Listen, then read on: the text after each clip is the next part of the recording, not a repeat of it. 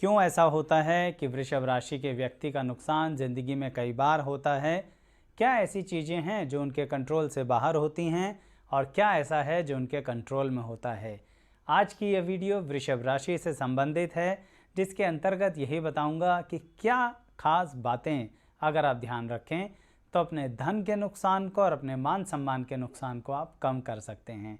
Video को अंत तक पूरा देखिएगा, साथ ही हमारे चैनल को सब्सक्राइब कीजिए। दर्शकों, ऐसी अनेकों वीडियो हैं जो राशियों पर आधारित हैं, जिनमें बहुत अलग तरह से आपको विस्तृत जानकारी दी गई है। आइए इस वीडियो की शुरुआत करते हैं।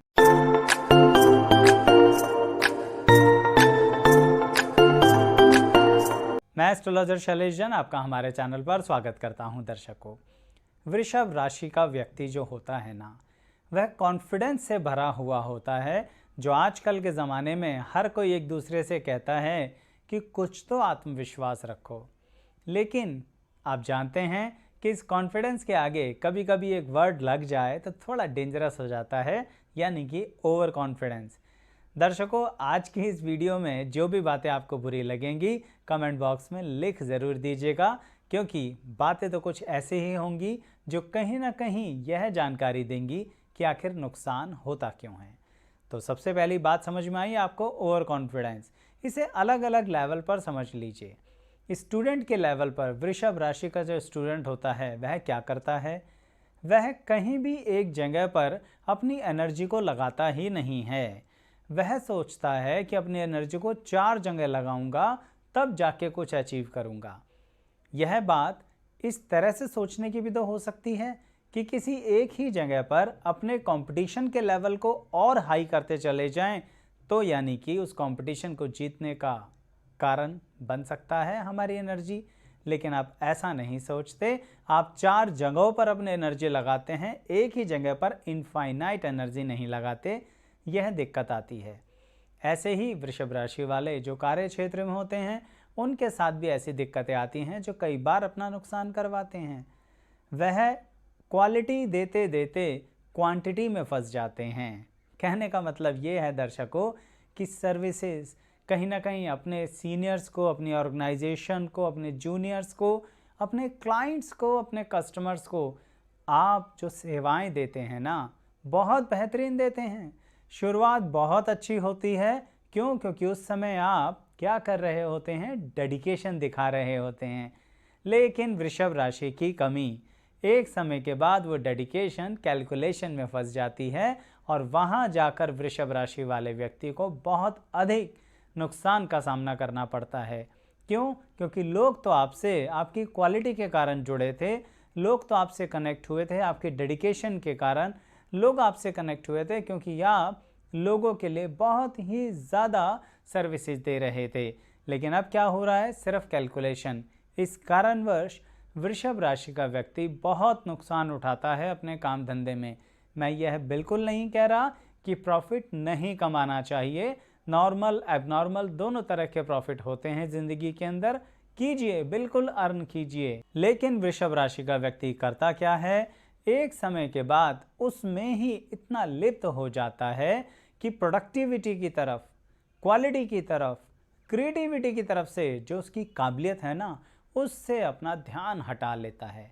आप देखिए कितनी ज़बरदस्त वृषभ राशि ने आपको क्रिएटिविटी दी है। आप किसी भी चीज़ को नए अंदाज से किसी भी उम्र में सीख लेते हैं, लेकिन होता क्या है जब सीखना ही छोड़ देते हैं। इसलिए कह रहा हूँ कि वृषभ राशि वाले व्यक्तियों को हमेशा अपनी क्रिएटिविटी को आधार बनाकर चलना चाहिए। अब इसे दूसरे शब्दों में देखिए कि कहीं ना कहीं वृषभ राशि वाला व्यक्ति जो होता है वह अपनी पेशेंस को बहुत ज़्यादा अपनी मस्ती में रखता है। यानी कहने का मतलब कहीं ना कहीं केयरलेस भी रहता है, या ऐसे कहूँ इग्नोर करता चलता है बाकी चीज़ों को कि जिसे जो करना है करते रहो, जिसे जो कहना है कहते रहो, हमारे सेहत पर फ़र्क नहीं पड़ता। लेकिन अपने इसी रूल को जब वो तोड़ता है तो गड़बड़ हो जाती है। यानी अभी तक तो वृषभ राशि वाला ये कह रहा था हमें फ़र्क नहीं पड़ता, तुम्हें जो करना है। लेकिन अब जब आपको वह फ़र्क पड़ने लगेगा तो सामने वाले की छोटी से छोटी बात आपको चुभेगी। उसके कारण होगा क्या? जो आपकी एनर्जी किसी भी कार्य क्षेत्र में लगी हुई थी वह एनर्जी किस में चली जाएगी? क्रोध में। वह एनर्जी किस में चली जाएगी? युद्ध में। उस एनर्जी के कारण क्या नुकसान होगा? आपके अपने साधनों का नुकसान होगा। यानी वृषभ राशि वाला जब कभी भी किसी की बातों पर ज़्यादा गौर देकर अपने क्रोध को बढ़ाता है और मन में एक ऐसी भावना लाता है कि अब मैं इसको सबक सिखा कर रहूँगा या रहूँगी, तब उस पॉइंट पे वृषभ राशि वाला खुद अपना नुकसान करने की तरफ बढ़ना शुरू हो जाता है। मैं यह भी जानता हूँ कि जब कोई गलत बोलता है तो क्रोध आता है, परंतु आपकी तो काबिलियत थी ना कि चीज़ों को इग्नोर कर देते थे। उसी बात को तो मैं केयरलेस होना कह रहा था। यहाँ तो केयरलेस होना अच्छा है, पर आप क्या कर रहे हैं? अब उन बातों को सेल्फ रिस्पेक्ट और ईगो के तराजू में तोलते रहते हैं और फंस जाते हैं। तो वृषभ राशि वालों, ध्यान रखिए इस बात को, जिंदगी कब किस पॉइंट पे बार बार आपको इस विषय में फंसाती रहती है, इसके चक्कर में आप अपना पैसा बहुत गंवा देते हैं। इसे मैं एक उदाहरण से बताता हूँ। मान लीजिए कहीं पर किसी भी तरह से कोई फैमिली में फाइनेंस को लेके डिसीजंस होने थे। शुरू में वृषभ राशि वाला उसके लिए बिल्कुल इग्नोर था कि जिसको जो बंटवारा जैसे करना है कर लो, हमें फ़र्क नहीं पड़ता। फिर पता नहीं एकदम से क्या हुआ कि वृषभ राशि वाला किसी एक व्यक्ति से क्रोधित हो बैठा और उसके कारणवश आपस में कोर्ट कचहरी भी शुरू हो गई। और आपको पता है वो कोर्ट कचहरी चलती रहेगी, चलती रहेगी, चलती रहेगी। क्यों? मैं ये नहीं कह रहा आप गलत हो, पर मैं यह कह रहा हूँ कि जिस चीज़ को बैठ के वहीं निपटाया जा सकता था, वह सेल्फ रिस्पेक्ट और ईगो के तराजू में फंस गई। सुनने में बुरा लगेगा पर ऐसा होता है, क्योंकि आप एक बात देखिए, वृषभ क्या है? एक ऐसी एनर्जी से भरा बैल जो किसी को उठा के फेंक दे तो बचेगा नहीं वो सामने वाला व्यक्ति। लेकिन वही बैल शांति से भी तो चलता दिखता है, जिसमें लोगों को दिखता है कि इसमें बड़ी एनर्जी है, ये बहुत ज़्यादा सोर्स और रिसोर्स जनरेट कर सकता है। तब आप ही सोच लीजिए आपको अपना कौन सा स्वरूप ज़िंदगी में अपने काम लेके आना है। मेरी बात समझ रहे हैं? कॉन्फिडेंस और ओवर कॉन्फिडेंस में जो डिफरेंस है उसे ध्यान रखिए। सेल्फ रिस्पेक्ट और ईगो में जो डिफरेंस है उसे ध्यान रखिए। सरल बातें जितनी भी आपको लग रही हैं वो उतनी सरल नहीं हैं आपके लिए। आप उसी में ही लिप्त होके कुछ ऐसा फाइनेंशियल ट्रांजैक्शंस में फंसोगे कि अर्निंग की ही कैलकुलेशन में फंस जाओगे। जबकि आपको एक और बात की काबिलियत आपकी बताता हूँ कि आप स्पिरिचुअली कितने स्ट्रांग हैं। किस मामले में? आप लॉजिकल एनालिसिस लगाते हैं आध्यात्मिक जीवन के अंदर। यानी आप देखते हैं कि किस तरह से आध्यात्मिक उन्नति करी जाए, लेकिन लॉजिकल एनालिसिस, चीज़ों को बारीकी से समझते हुए। क्या ऐसा हुआ था? क्या सही में धर्म ग्रंथ ऐसा कहते हैं? क्या सही में यह शास्त्र ऐसा कहता है? इस तरह के प्रश्न आप पूछते हैं। तो लॉजिकल एनालिसिस यानी अंधविश्वास और विश्वास में जो डिफरेंस है वो गैप आपको करना आता है। परंतु फिर वही होता है दर्शकों जो गड़बड़ हो जाती है। क्या? आप स्पिरिचुअली ग्रो कर रहे होते हो, किसी चीज़ को पेशेंसली संयम के साथ साध रहे होते हो, पर तभी क्या हो जाता है? विषय बदल जाता है। कुछ ऐसे लोगों के संपर्क में आ जाते हो जो उस चीज़ को बदल कर फाइनेंस के लाइन पे ले जाते हैं, यानी अर्निंग की लाइन पे ले जाते हैं। यानी वो जो स्पिरिचुअलिटी थी उसका तो अंत कर दिया।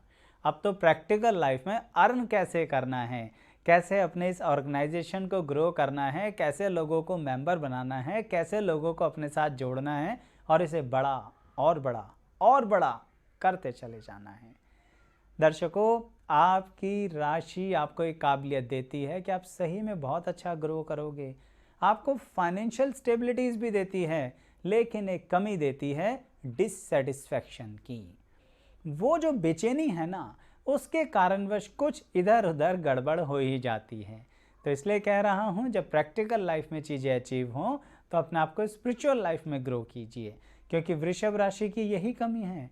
कुछ लड़ाइयों के चक्कर में अपना नुकसान करते हैं। कानूनी लड़ाई की बात कर रहा हूँ, फाइनेंशियल मान सम्मान दोनों का नुकसान करते हैं। और मानसिक पीड़ा की तो बात ही छोड़ दो, वो तो इतनी अधिक होती है कि जब अंत नहीं होगा तो पीड़ा तो होगी ना। साथ ही आपको एक और दिक्कत आती है कि आपकी अपनी सोच और विचारधारा अपने जीवन में अपनी संतान के साथ मैच करने में दिक्कतें पैदा करती है। कारण आप अपनी संतान के लिए करते सब कुछ हो, लेकिन फिर भी उनको थोड़ा सा अपने रूल्स एंड रेगुलेशंस में इन्वॉल्व करना चाहते हो, जिस डिसिप्लिन से आपने सेल्फ की लाइफ जी है। जबकि अभी मैंने आपको केयरलेस बोला, पर वो अच्छी बात थी ना।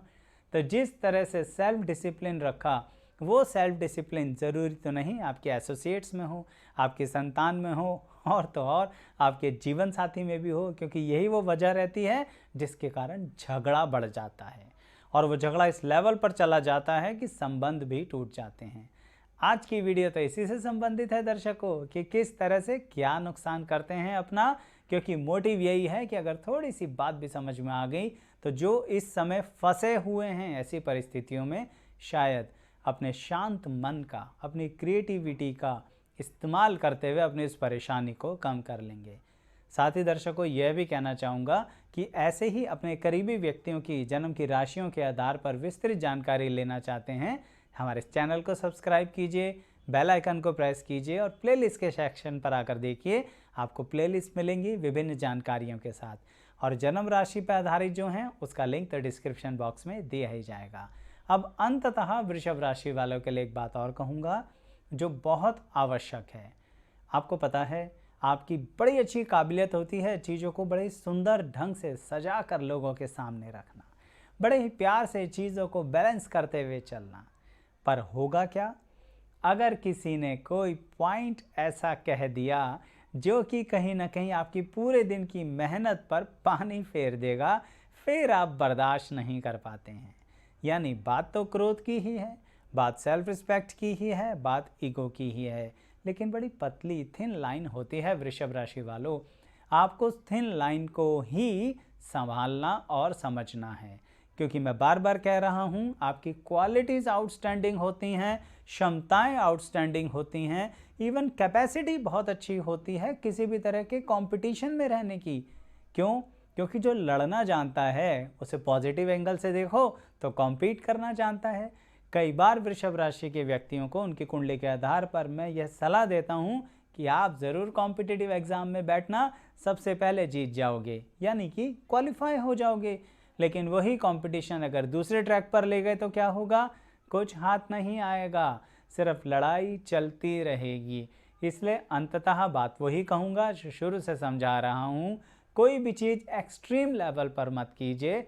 वृषभ राशि की क्वालिटी होती है मिलकर चलना, सबको अपने साथ ग्रो करवाना और अपनी भी ज़िंदगी को बहुत अच्छे से ग्रो करवाना। और तो और कभी कभी ज़्यादा जोश में आप सामने वाले का अपमान कर बैठते हैं और वह भी आपको भविष्य में बहुत नुकसान दे सकता है। दर्शकों, जो बातें इसमें बताई हैं, जितनी भी आप पर अप्लाई हुई ज़रूर बताइएगा, और क्या कुछ लोगों ने अनुभव के अनुसार उसे बदल दिया, यह भी ज़रूर बताइएगा। इंतज़ार रहता है आपके कमेंट्स का।